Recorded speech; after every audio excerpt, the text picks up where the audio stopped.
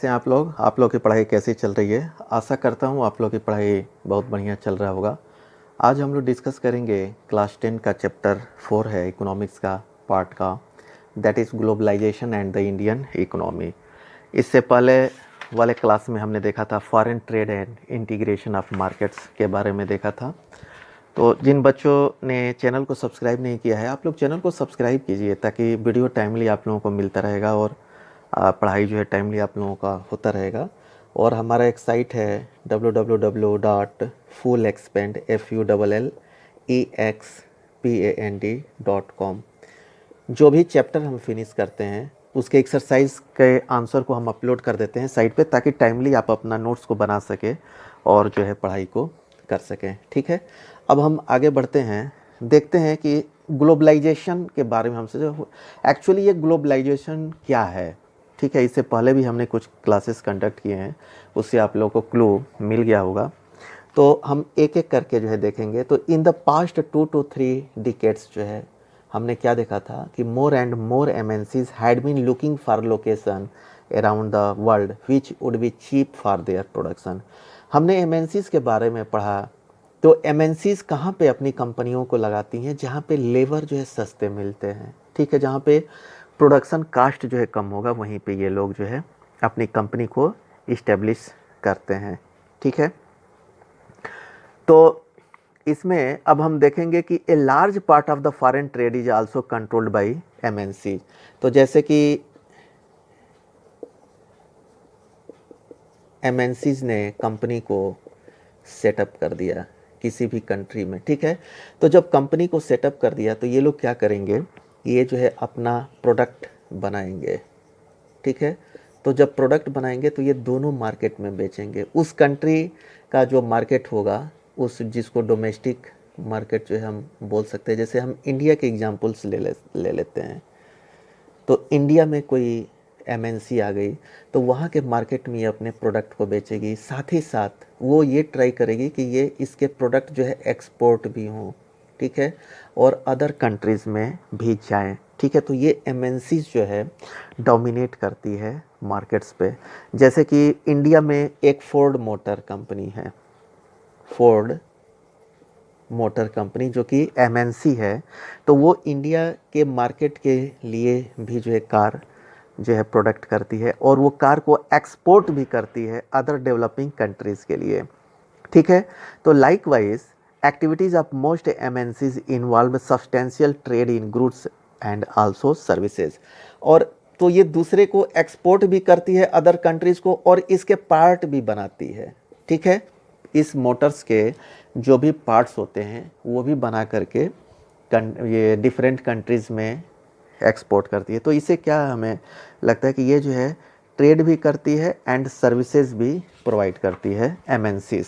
ठीक है, and the result of greater foreign investment and greater foreign trade has been greater integration of production and market across the country. और जितने भी MNCs different countries में होंगे वो जो है अपने सामान को प्रोड्यूस करेंगे, वहाँ के मार्केट में भी बेचेंगे, दूसरी कंट्रीज़ में भी जाएंगे। तो इससे इंटीग्रेशन ऑफ मार्केट जो है हो जाएगा और जितनी ये स्पीड से होगा उतनी ही स्पीड से ग्लोबलाइजेशन जो है होगा। तो globalization in this process of rapid integration, देखिए ये जो है बहुत तेज़ी से जो है इंटीग्रेशन ऑफ मार्केट होगा। रैपिड इंटीग्रेशन और इंटरकनेक्शन बिटवीन कंट्रीज़। ठीक है, तो या तो मार्केट का इंटीग्रेशन होगा तो क्या होगा, दो कंट्रीज जो है आपस में मिलेंगी भी। तो this is the integration of between countries. तो इसी को हम जो है क्या बोलते हैं, ग्लोबलाइजेशन बोलते हैं। MNCs are playing a major role in the globalization process. More and more goods and services, investment and technology are moving between countries. And तो इसमें क्या है कि जो है सर्विसेज है, इन्वेस्टमेंट है एंड टेक्नोलॉजी जो है एक कंट्री से दूसरी कंट्रीज़ में बहुत रैपिडली जो है क्या हो रही हैं, मूव कर रही हैं। Most region of the world are in closer contact with each other than a few decades back.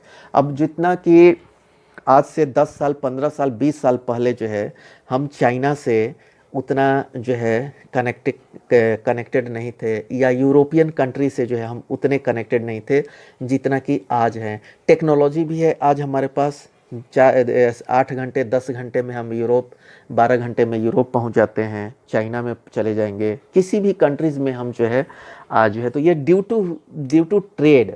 तो जितना ही रैपिड जो है इंटीग्रेशन ऑफ मार्केट होगा, तो हम एक दूसरी कंट्री से जुड़ सकते हैं। इसी को हम क्या बोलते हैं? ग्लोबलाइजेशन। ठीक है। अब इसके अलावा जो है हम देखते हैं कि एक तो मूवमेंट ऑफ गुड्स के अलावा, गुड्स हो गया, सर्विसेज हो गया, ठीक है, इन्वेस्टमेंट हो गया, टेक्नोलॉजी का। तो ये जो है इसका जो है हम जो है इंटीग्रेशन हो गया मार्केट्स का, जैसे सामान हो गया, सर्विसेज हो गया, इन्वेस्टमेंट दूसरी कंट्री में कर रहे हैं, टेक्नोलॉजी हम बेच रहे जो है, भेज रहे हैं एक कंट्री से दूसरे कंट्री में। इसके अलावा एक और चीज़ है जिससे कि हम जो है कंट्री से जुड़े हैं, this is the through the movement of people. ये क्या है? Movement of people. आज के डेट में हम देखते हैं कि आपको बेटर जो है हेल्थ के फैसिलिटी की ज़रूरत पड़ती है ट्रीटमेंट के लिए, तो हम जो है यूरोप की तरफ, जहाँ पे एडवांस फैसिलिटी है, एडवांस टेक्नोलॉजी है, तो ट्रीटमेंट के लिए दूसरी कंट्री में जाते हैं, जहाँ पे हायर एजुकेशन के लिए, या जो है इनकम के लिए। ठीक है। तो इन सब चीज़ों के लिए हम एक कंट्री से दूसरे कंट्री में मूव करते हैं। तो आज जो है ये बहुत इजी हो गया। आज के डेट में बहुत सारी कंट्रीज़ ने अपने रूल्स को जो है, वीज़ा को फ्लेक्सिबल बना दिया, ताकि दूसरी कंट्रीज़ के लोग जो है आकर के जो यहाँ पे इलाज करवाएं, एजुकेशन करें, या जो है जॉब भी कर सकते हैं। तो इस प्रकार से हम देखते हैं कि ग्लोबलाइजेशन जो है कितनी तेज़ी से आगे बढ़ रहा है। तो सिंपल लैंग्वेज में ग्लोबलाइजेशन क्या है? Interlinking with the other countries, interlinking with the other countries of the world is called the globalization. ठीक है। इस क्लास में हम इतना ही कवर करेंगे।